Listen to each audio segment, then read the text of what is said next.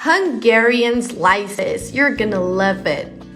Guys, you have no idea how delicious it is and very simple to make, okay? It's just like the one you buy in the bakery. 300 milliliters of milk, sugar, dry yeast, 50 milliliters of oil, 1 egg. And now let's mix everything very well until it's all dissolved. Then let's add 4 cups of flour. And guys, it's super fluffy, juicy.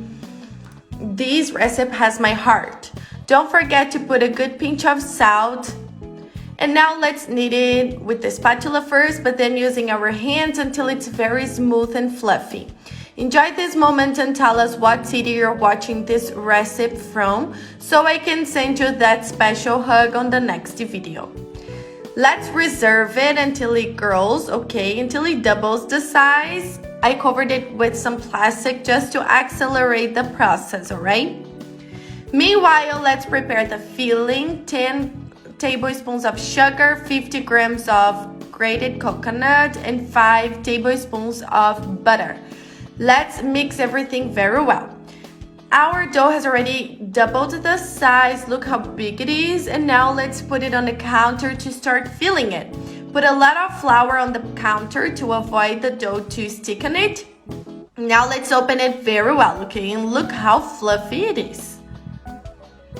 I'm telling you guys that this is so good. Let's use the rolling and open it very well. The more rectangle you can open it, the better it is. And now let's fill it, guys. It's giving me water in my mouth. Now just spread it for all over the corners, okay? And roll it with your hands like this. Now guys, using just a dental floss, we are going to cut it, because if you cut it with the knife, you will smash it. So that's why we are using like a dental floss or another thing you have like this to cut it, okay? Then just put it in a greased form with butter and flour and let them grow for more 20 minutes. Then guys, just take it to the preheated oven to 350 degrees Fahrenheit for 45 to 50 minutes. But keep an eye on it because it will depend on your oven, okay?